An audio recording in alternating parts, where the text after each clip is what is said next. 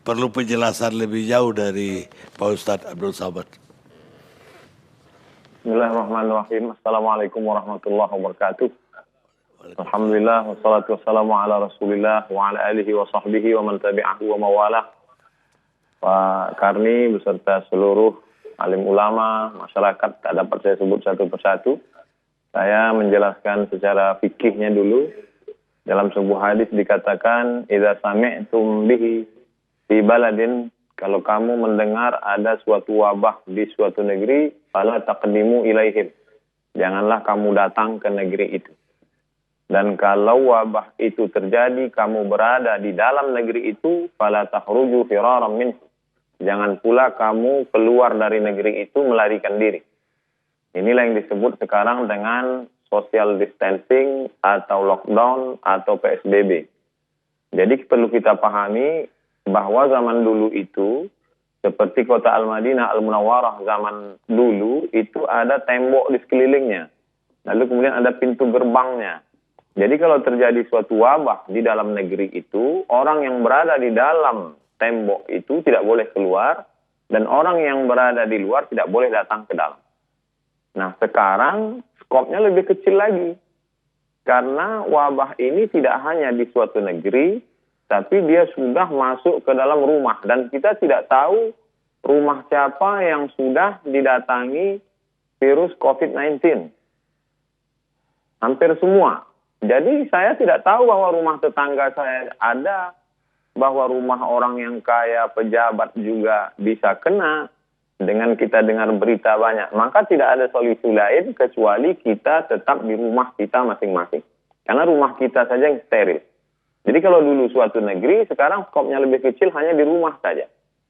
Lalu kemudian hadis lain disebutkan, firra minal majzum, larilah engkau dari orang yang terkena penyakit menular, firaraka minal asad, seperti engkau lari dari singa. Jadi sebetulnya secara fikih simpel saja aturan yang sudah diajarkan oleh Nabi Muhammad SAW 14 abad lalu itu simpel, sederhana. Dan itu dilaksanakan. Di Maroko, saya masih kontak ke adik kelas saya di sana, saya tanya, ada kalian sholat berjamaah Jumat? Jumat tidak ada. Sholat fardu tidak ada, tutup semua. Di Mesir juga begitu. Oleh sebab itu, masjid tempat saya ketua masjid, maka saya sampaikan kepada jamaah, masjid tutup, kita sholat di rumah. Saya buatkan video tutorial dari mulai tarawih di rumah, witir di rumah, tadarus di rumah, sholat zuhur pengganti Jumat, bahkan sampai di video tutorial itu sampai ke sholat Idul Fitri di rumah, lengkap dengan dalil-dalil fikihnya. Tapi kan yang jadi masalah, tidak semua ketua masjid didengar oleh jamaahnya. Di beberapa tempat justru ketua masjid itu dikudeta oleh jamaahnya. Jadi dia dipecat jadi ketua masjid. Karena memang masjid itu dibangun oleh jamaah, ustadz-ustadznya diundang oleh jamaah, keuangannya murni jamaah. Maka ketika ada larangan, mereka bisa berkata, ini masjid kami yang bangun semuanya. Maka jadi sebenarnya masalahnya tidak sesimpel sederhana fikih. Tapi di sana ada masalah sosial, di sana ada masalah ekonomi. Jadi ketua masjid hanya bisa melakukan apa yang dia mampu saja. Bahwa di masjid itu saya membagi jamaah masjid itu 3 level. Yang pertama, yang hebat-hebat seperti harimau. Dia makan orang satu, itu setahun dia tidak perlu cari makan lagi. Kenyang setahun. Ini jamaah yang paling hebat. Yang nomor 2, ular sawah. Dia kalau makan kambing 1 kali, sebulan dia tidak perlu cari makan. Ini pun juga selamat. Tapi ada jamaah kita yang ayam kampung. Dia ceker pagi, makan siang, cari siang, makan sore. Maka ini yang kita data. Kita data berapa orang. Jamaah yang mampu-mampu tadi kita buka rekening, kita terima bantuan, kita salurkan ke jamaah kita. Tidak kita ajak ke masjid, tapi mereka punya keterikatan emosional dengan masjid. Dulu ketika masa sulit, kamu dibantu oleh masjid. Ketika di PHK tidak ada kerja, sulit makan, maka masjid menolong. Maka bantuan ini kami bagi menjadi 3. Tanggal 10 April persiapan Ramadan, 10 Mei persiapan Idul Fitri, 10 Juni andai ini berlanjut. Jadi tidak hanya sebatas fikih, tapi di sana ada masalah sosial. Nah, di sanalah ada wibawa negara, wibawa kekuasaan. Oleh sebab itu, insya Allah jamaah akan mendengar kalau mereka perutnya kenyang, kalau mereka ada bantuan dan lain sebagainya. Jadi kalau berkutat masalah fikih ini kita tak akan selesai.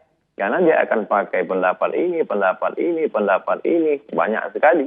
Tapi yang saya terapkan di masjid di tempat saya, kita tutup sampai nanti insya Allah ini damai, selesai, barulah kita buka lagi sholat. Tentang masalah sholat tarawih, orang bisa sholat tarawih di rumah. Karena Nabi SAW pun sholat tarawih malam pertama, malam kedua, malam ketiga, Nabi tidak keluar lagi. Khasyitu an tufrada alaikum, aku khawatir nanti diwajibkan kepada kamu. Maka Nabi sholat sendiri. Lalu kemudian bagi yang ingin sholat tarawih di rumahnya, maka dia berjamaah. Begitu juga dengan witir, begitu juga dengan tadarus Al-Quran. Adapun tentang masalah sholat Jumat, man tarakal jumu'ata salasa marratin, siapa yang meninggalkan sholat Jumat 3 kali tahawunan, karena menyepelekan Jumat, karena meremeh-temehkan Jumat. Adapun pada saat takut, pada saat khawatir, maka dalam Islam diajarkan la tulqu bi aidikum ila tahlukah. Jangan kau jerumuskan dirimu ke dalam kebinasaan. Hanya saja memang wabah zaman dulu berbeda dengan wabah zaman sekarang. Wabah pada zaman dulu hanya terjadi di Mesir saja. Syekh Ali Jum'ah pernah menulis bahwa dulu penduduk Mesir pernah 20 juta, lalu ketika diserang oleh wabah hanya tinggal 2,5 juta saja. 17,5 juta semuanya habis. Bahkan ketika mereka ingin menolak bala ini, mereka kumpul bersama, membaca Sahih Bukhari, bertawassul kepada Allah, diharapkan dengan membaca Sahih Bukhari ini, maka wabah ini akan hilang. Justru dengan berkumpul ramai itu, wabah makin menyebar.